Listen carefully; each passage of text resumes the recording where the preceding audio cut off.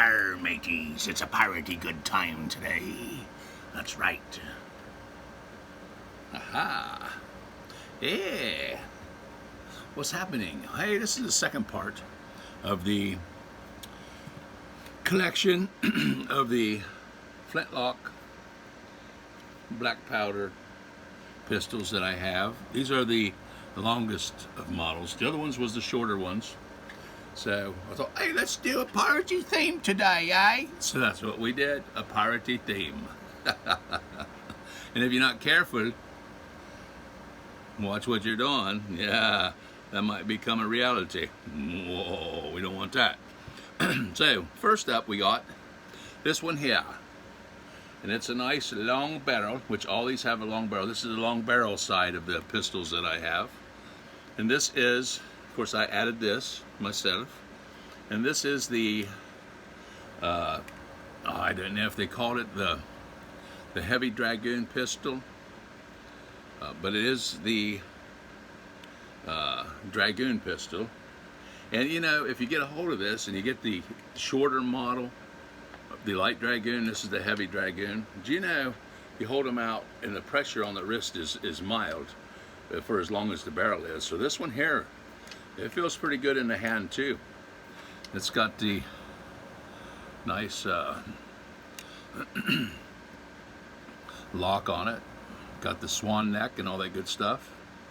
You can check her out. Of course, you got the old barrel pins and the cheapy old wooden ramrod. But yeah, looks pretty good. Yeah, not bad. But anyway, that's a longer barrel one. I don't know if it's got all 4 sets of proof marks on it, just like the light dragoon that I showed in my last video. But that'd be it. The caulking, that's pretty stiff. See how she sparks, eh? Let's see a spark, Mr. Ed. There you go. That's a good spark, that one was. She certainly would have went boom. But anyway, that's the light, it's not the light dragoon, it's the heavy dragoon pistol, right? This belongs to my son. This one that he picked up. He grabbed them dragoons. Now, the other one's a shorter model. I think it's a little different in the handle. I should brought it out and compared it to this one, but it does definitely have a longer barrel, and it's a nice piece. And it's so it's not as heavy as what you think it would be. And the next one is the heavier model. And it's got, oh, well, this other one, it's a round barrel. This dude here is octagon, and then it turns round as it goes out. Yeah, this guy here is, I'm losing my chain of thought, but it's the 1733 Cavalry pistol, British.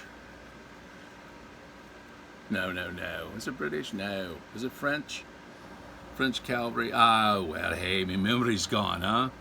Yeah, I should have took a nap instead of going and doing a video. But anyway, let's check that one. That's got a, don't even have metal on the end of the ramrod. It's just all wood. It's got a band here on the tip. It's the same caliber as the light dragoon. And it's you can see how the flint is tilted down in for a good scrape, hopefully. It does have something the other one don't have. I'm going to order, I think, for it.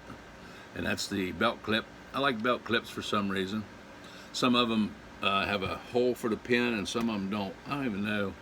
Might not be able to do a very good belt clip on that one because the brass plate is beveled out and rounded out on that, so it might not fit very good on there. But that's what this is, the 1733. I think it's the Cavalry of the old French, right? So, but yeah, it's a nice one too. It's got a long barrel. I know that it's like, why have I got all of these? It's almost like having duplicates, huh? Just about. I do like them now. And this is the other one that's the same as the last one, except for it's the Navy model. I do believe, and it's got the band on it and everything. It's all in stainless steel, where you got some brass on the other one, but they're basically they're not exactly the same, but they both have the swan neck cocks and all that good stuff. Did we spark that last one? Well, we should if we didn't. But there's the other model. There's two of those. There's a little. They're different. All of them is just a hair different one way or another. But one thing that's not different, these old woody ramrods. They're the same for the most part. But let's cock this thing. Yeah. And there's not much clearance between that between here and the frizzen whatsoever. Minimal clearance between that stone. Let's see what she does as far as sparking goes, huh? Oh, maybe if you cock it all the way, you got more clearance. Oh, I thought that was awful close. There you go. That's more like it. Now you can pull the trigger and get it to give you some spark. Well, maybe you can. Let's try that again. Whoa! We've got to malfunction out of that. So that's the first time I've had any of that going on. That wouldn't have been fun to go out and shoot, now would it? And have that happen. Huh, no. See, that didn't even push the frizzen up. Have I shot this is the next question. Beginning to wonder. Maybe not. Huh? Maybe I ain't even shot this one. I know I shot one of them. Did I shoot this one? I didn't have any trouble with it. Well, what do you know? Let's see how this one does. It's way back there. Ah, there we go. That one works good. Yeah. This guy here, though, this Navy one of the 1733. There we go. You see that? You see how it got all contrary there? It wanted to be a little bit. We won't say the word. Huh? It's definitely one of those. Must be. Oh, don't say it, Ed. Oh my, you know what I'm saying. Yep, she's a real doozy, she is. Take that, doozy. Quit that there stuff. I'll make you spark all night long, I will. Just for entertainment purposes, huh? Did you see that? I started out. Now, if you came to the house and you said, I'd like to buy a pistol. I want that 1733 French Navy pistol. I'll pay you double for it. And I said, oh, okay, since I got two of them. And I brought it out and showed you how it sparks. You'd be going, oh, Edward, I wouldn't take that home with me for nothing. That's junk. You're trying to sell me your junk. And that wouldn't be the case at all. Now, and after them three, and this here, the Potsdam model. Now it's lean and it's heavy in the front. Frizzen, you can tell the Potsdam stuff because their frizzens are flat on the top. So if you got the rifle or the pistol, or the shotguns, the muskets, I say, or whatever, you'll find that flat there. And that's a pretty nice one. This one here is different than the other ones. These other three come from military heritage, excess heritage, and this dude is from historical twist. So, and like I said, they're not prepared. The historical twist does not prepare these for a touch hole drilling. You'll have to do that yourself, which means you're going to have to go down this barrel and tap into that plug, or you're going to have to take this barrel off, remove the plug, and drill into it to get it back to, if you can get your touch hole in the center of the pan. Otherwise, you're going to have to put your touch hole at the base of the plug, which it works too. This works. I've had no trouble with it going off or anything. It's got the agate stone, so it's like one of the first ones we got before we bought any flint. What we did have was agate stones for the Traditions Kentucky long rifle. Those are pretty nice. A couple years ago, my son took a nice doe with his Flintlock Kentucky Traditions. So, and I had deer bologna, and I had some. Oh, you know what they did? They made deer jerky. Now I love deer jerky, and I'm sure you like a deer jerky too, right? You know what they did? Now see if I can remember the name of these. They give me this meat, right? So I'm gonna. I try to eat it, but it's too hot for me.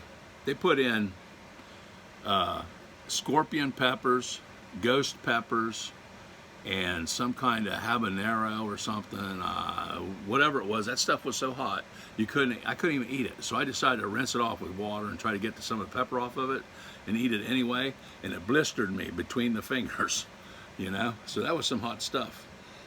Well, anyway,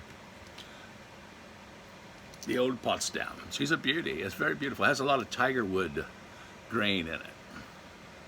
You know, it's all in the wood there. You can see it really good there. But she's very pretty. It's got a lot of design on it. It's a decorative piece, the old Potsdam. At least this one is.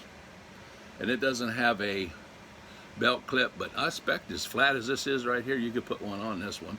And if it and yeah, you could, I would say. How does she spock with the old agate stone? She caulks nicely. Very stiff in the frisons. Yeah.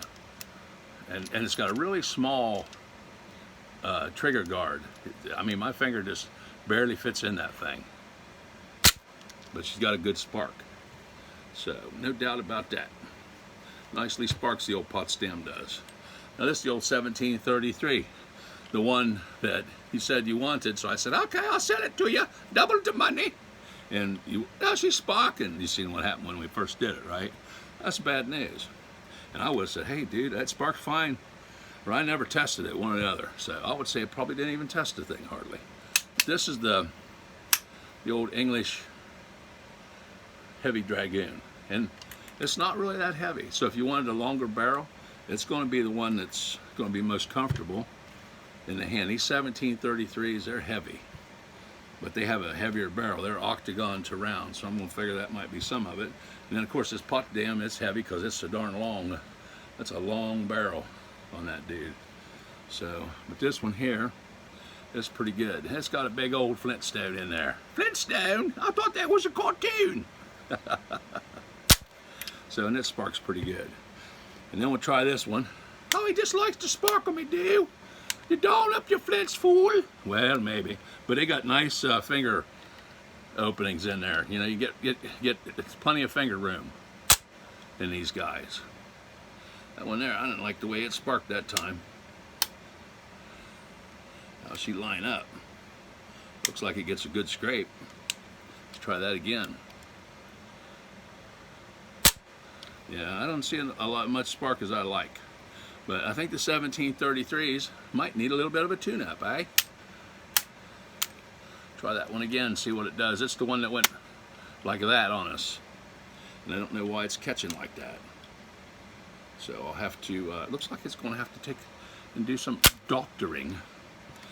But I think I light pull the trigger, and it just goes out and clink. So it's probably something in the lock. There's some screws in there. You turn them a little bit, tweak them a little bit, and then it'll be fine. And you can tweak them back to where they won't lock at half cock. But it's locked there. It's not going off at half cock. That's good news. But it's definitely something wrong with that lock right now that I'm going to have to take and work on.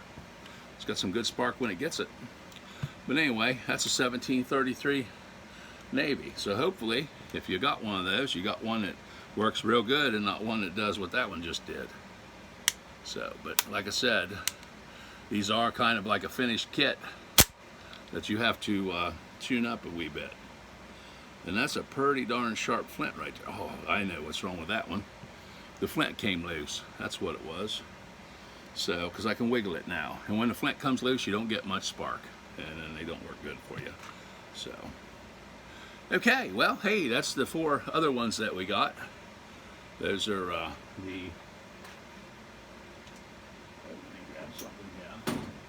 tighten that up. But that's them. That's those 4 longer models. Got one there that's got some issues that need looked into. Oh my goodness, that's a whole turn loose. I don't know why it loosened up so much, but it certainly did. But remember, when you're doing this in the field, and if you're loaded or anything like that, you want to be sure and adjust and do all your stuff, keeping it pointed in a safe direction. But we don't keep nothing in them. They're all empty and all that good stuff, so don't have any trouble. Let's see what we got going there now.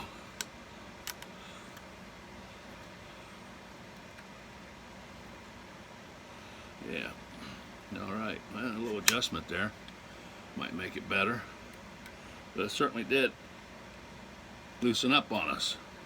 So let's see if we get a little better spark now that we tighten the flint back up. Yep, that's more like it. That's what I'm looking for. That is what I'm looking for. But you know, these things are like anything else.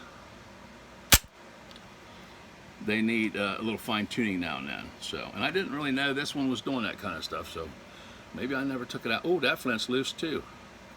So I don't know. Don't have very tight flints in those. Maybe there's some of the trouble. Let's tighten that flint up and see if that don't help. It's bound to help. The flints have to be tight and held steady so that they can do what they're supposed to do, huh? It definitely got to be tight. Maybe that's all it takes to get it to work right. We're going to find out. But it has plenty of trigger guard room too.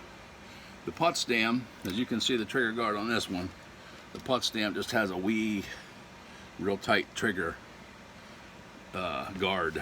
So, real tight. And this guy here, let's see what she does now. Oh, hitting that again. But it doesn't want to come off the sear. So we'll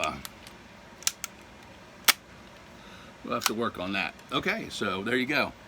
I'll get that tuned up and fixed. It won't take too much. It's a few mild adjustments inside on a couple screws.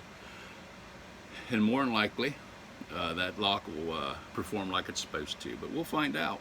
If it keeps that up, then, well, you know, it'll be just what it is. It'll be the first one that I really had any major lock issues with.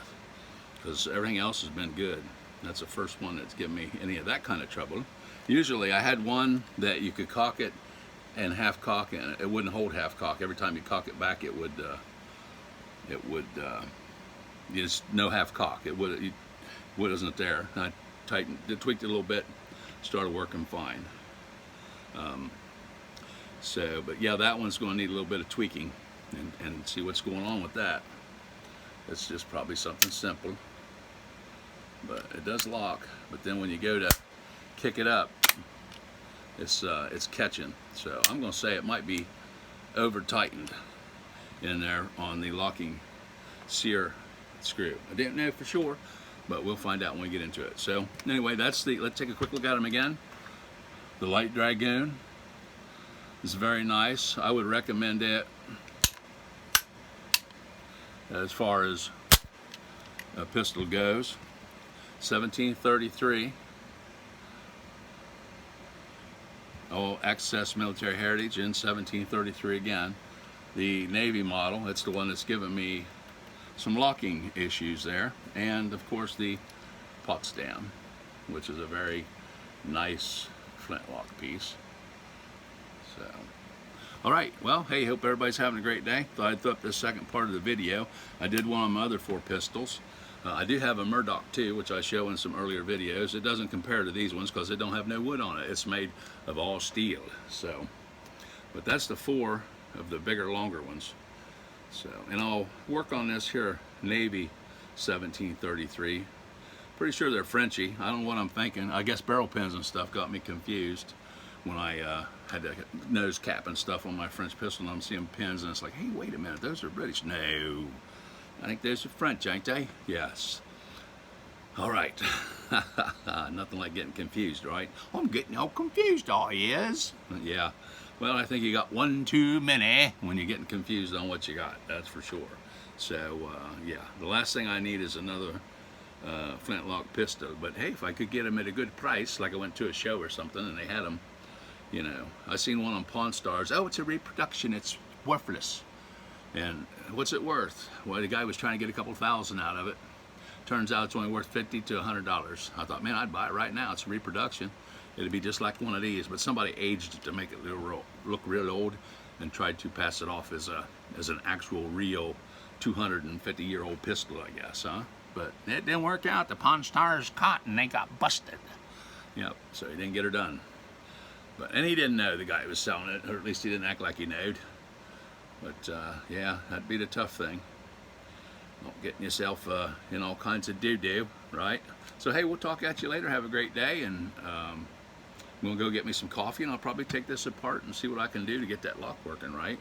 It's a new challenge. I haven't had one do that to me. So I guess 9 out of 10 of them is pretty good, eh?